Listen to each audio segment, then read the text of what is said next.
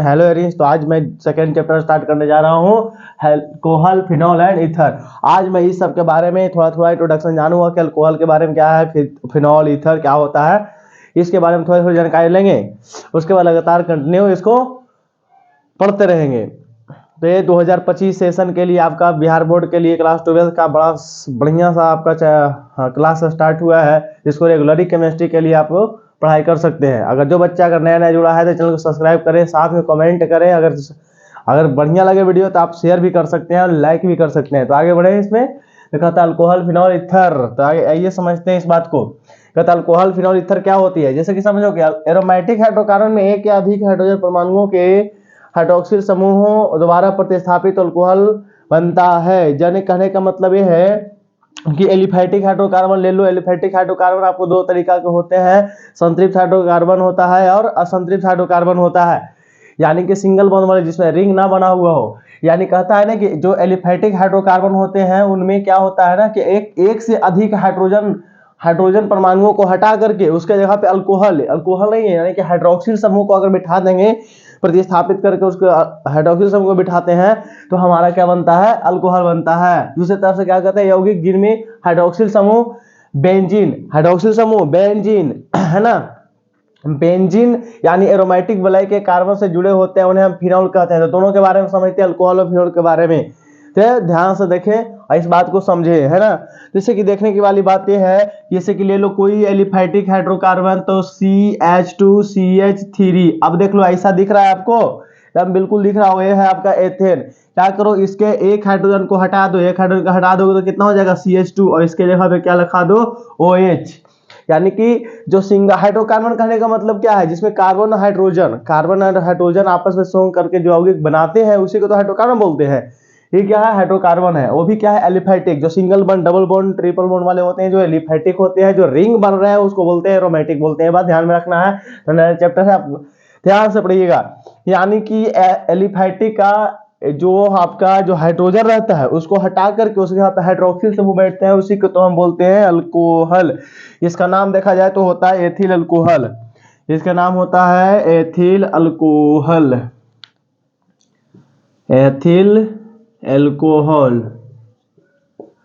Alcohol लिख सकते हैं इसको इस तरीका से। जैसे कि आप इसका स्ट्रक्चर वाइज अगर देखो कुछ और एग्जांपल लेकर के, तो कार्बन इस तरीका से कार्बन 3 को दिया हुआ है, सबके पास क्या है, H है, H और यहाँ पे भी क्या दिया गया है, H ही दिया गया है ना। ऐसा आपको दिख रहा होगा, मस्त।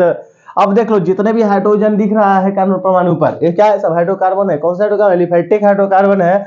उसमें से हाइड्रोजन को हटा करके, एक हटाओ चाहे एक से ज्यादा भी हटा सकते हो, हटा करके उसके जगह पे हम अगर हाइड्रोक्सिल समूह बिठाते हैं, मान लेते हैं कि यहाँ पे एक H को हटा दिए और इसके जगह पे क्या बिठा दिए बाबू, OH बिठा दिए, तो इसका नाम देखो क्या बन गया, अल्कोहल बन गया।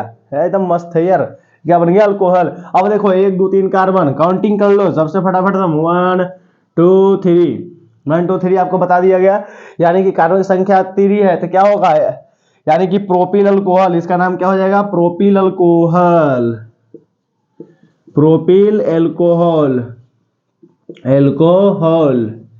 आपका एक जो GOC आपका जो है चैप्टर, जिसमें आपको बताया गया था कि किस तरीका से IUPAC नेम लिखा जाता है, किस तरीका से IUPAC नेम लिखा जाता है। देखो, और किसी भी स्ट्रक्चर का, किसी भी यौगिक का किस तरीका से नाम लिखा जाता है, उसके लिए मैं एक अलग सेपरेट सा वीडियो बना दिया है।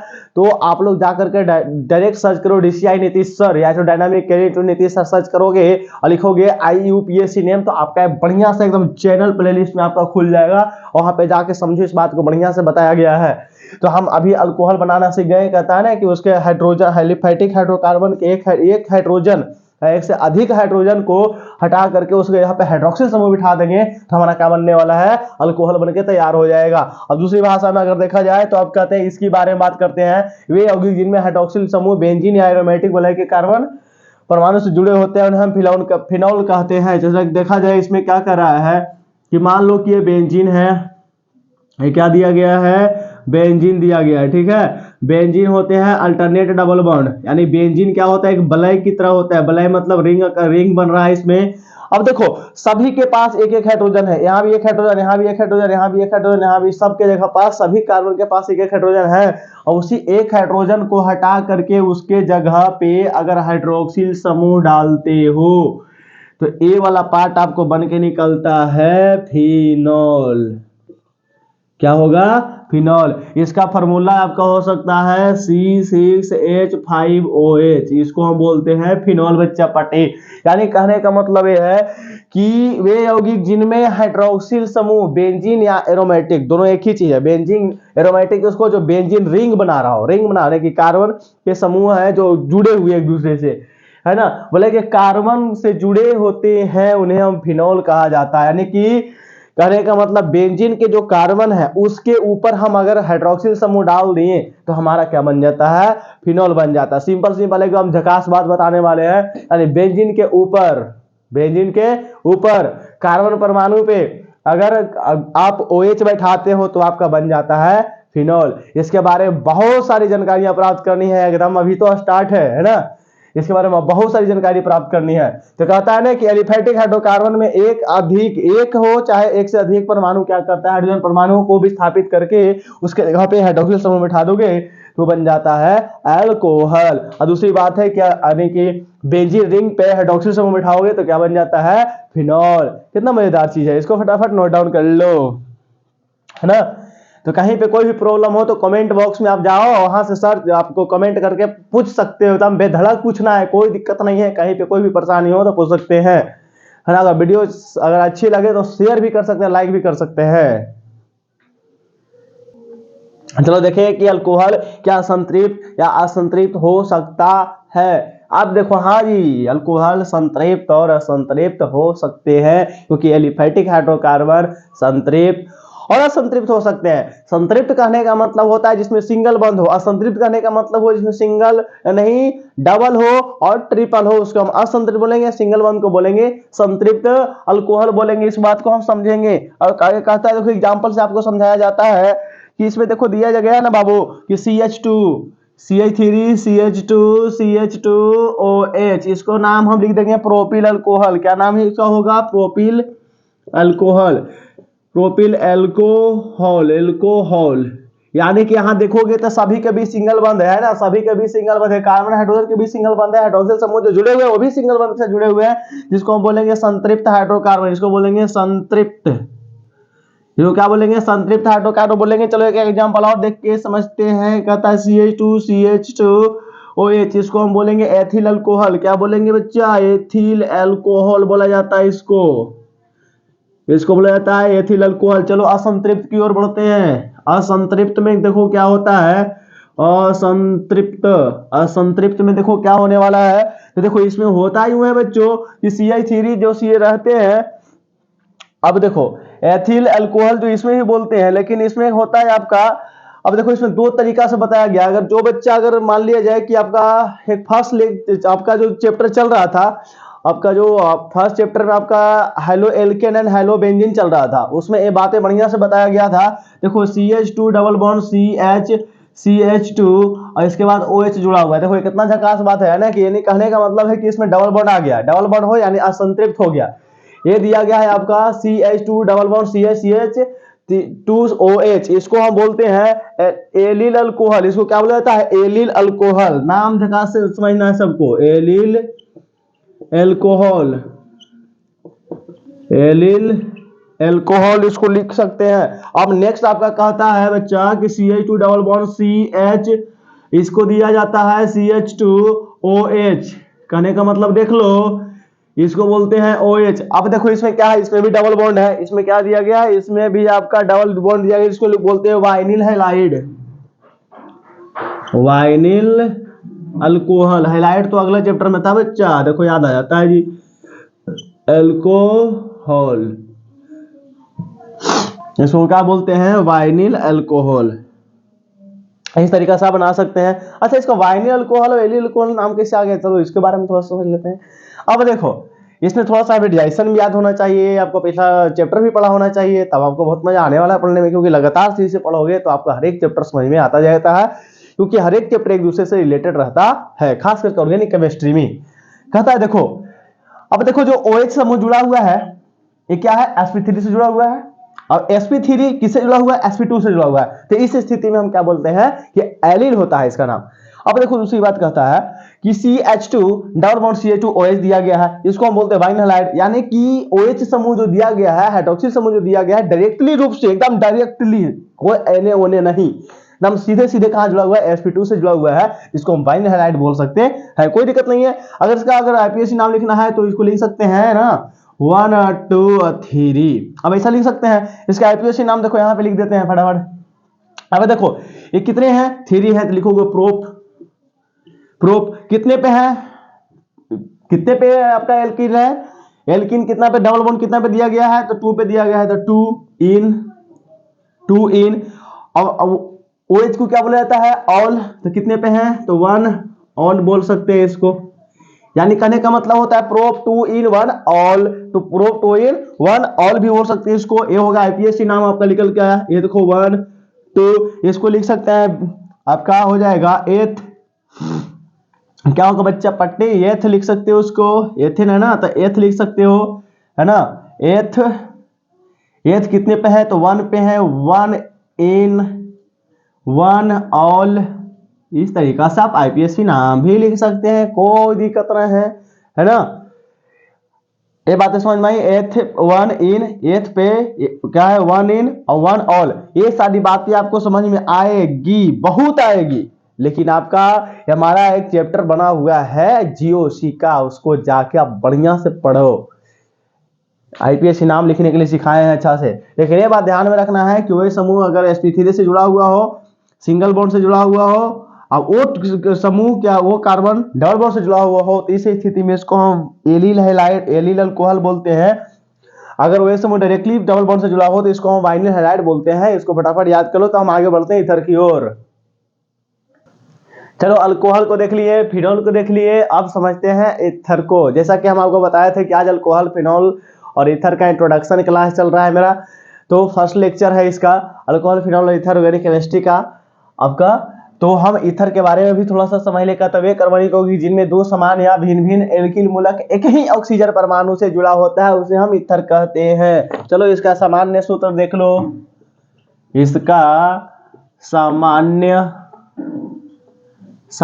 सूत्र, इसका सामान्य सूत्र देख लो क्या होता है, ROR,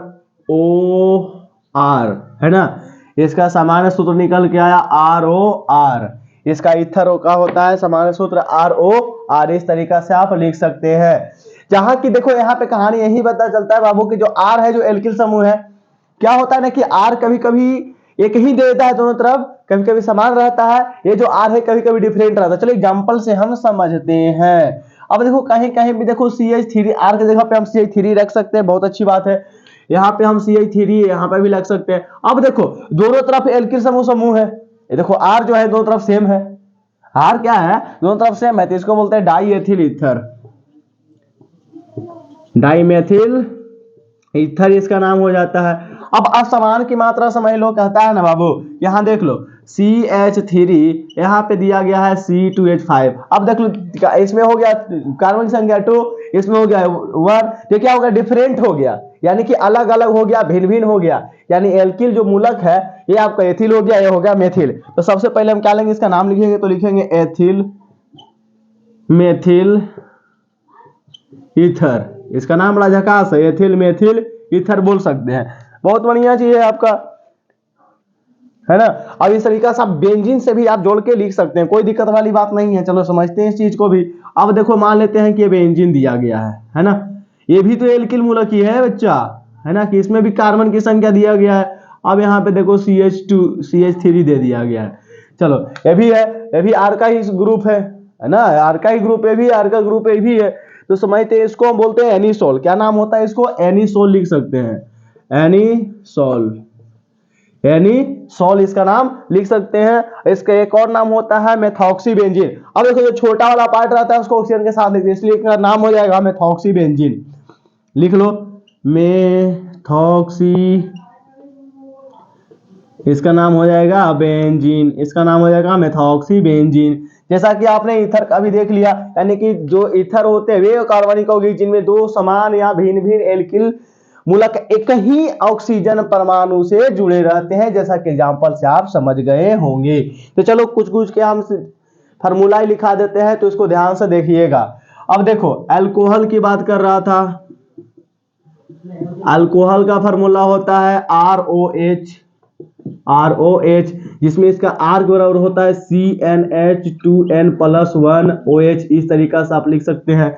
अब आपका फिनॉल का है, फिनॉल का फार्मूला हो जाता है बेंजीन के ऊपर क्या डाल दोगे, बेंजीन के ऊपर हाइड्रोक्सिल समूह डालोगे। अगर फार्मूला के रूप में देखो C6H5OH होता है फिनॉल का। इस तरीका से आप लिख सकते हैं। अब देखो इसका एक और चीज देख सकते हो, तो इसका प्रत्यय आपका आता है, प्रत्यय वगैरह सब पढ़ लेना। प्रत्यय होता है इसका ऑल, क्या होता है, ऑल। प्रत्यय क्या दिया जाता है, ऑल दिया जाता है। इस तरीका से आप बना सकते हैं। साथ में फिनॉल का तो कोई है ही नहीं, फिनॉल तो किससे बना हुआ है, बेंजीन और अल्कोहल से ही बना हुआ है, हाइड्रोक्सिल समूह से। तो देखो अब नेक्स्ट आता है आपका ईथर। ईथर दिया गया, ईथर का फार्मूला होता है ROR-, कुछ भी लिख सकते हो, R-। इसका प्रत्यय देख लो, प्रत्यय क्या है, इसको IPA नेम बनाने का फार्मूला ही होता है एथॉक्सी बेंजीन, एथॉक्सी बोल सकते हो, एथॉक्सी ईथर, एल्कोक्सी ईथर।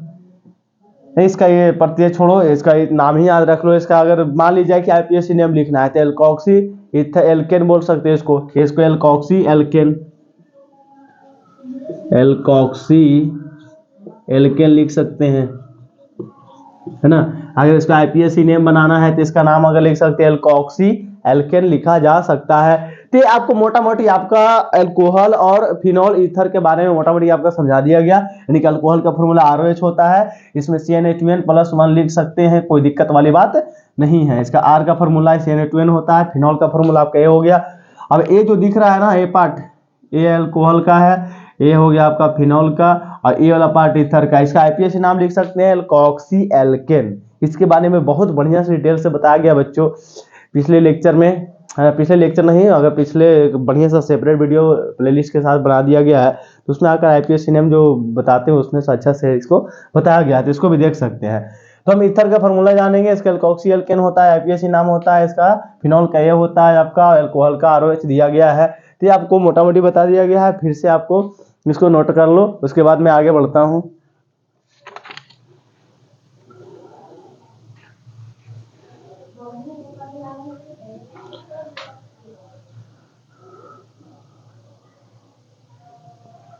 है ना, तो हम इसके बारे में फिर से हम, ये तो आपका इंट्रोडक्शन हो गया अल्कोहल फिनॉल ईथर का। तो हम अल्कोहल को फिर से बढ़िया से समझेंगे। अभी तो केवल इंट्रोडक्शन क्लास है चला है, तो नेक्स्ट लेक्चर में हम फिर से क्या करेंगे, अल्कोहल को स्टार्ट करेंगे, ओनली फॉर अल्कोहल। ये जो इसकी बात कर रहे हैं, अल्कोहल स्टार्ट करेंगे, उसको बनाने के लिए सिखाएंगे, उसका आपका क्लासिफिकेशन यानी कि वर्गीकरण बताएंगे, उसके बाद आपको प्रिपरेशन कराएंगे, अल्कोहल बनाएंगे, अल्कोहल से न्यू प्रोडक्ट बनाने के लिए बताएंगे, सारा चीज होगा बच्चा। बस आप चैनल के साथ जुड़े रहो। और इस लेक्चर में इंट्रोडक्शन क्लास आपका समाप्त हुआ। अब नेक्स्ट लेक्चर में अल्कोहल के साथ आएंगे। थैंक यू, धन्यवाद। पढ़ते रहें, आगे बढ़ते रहें।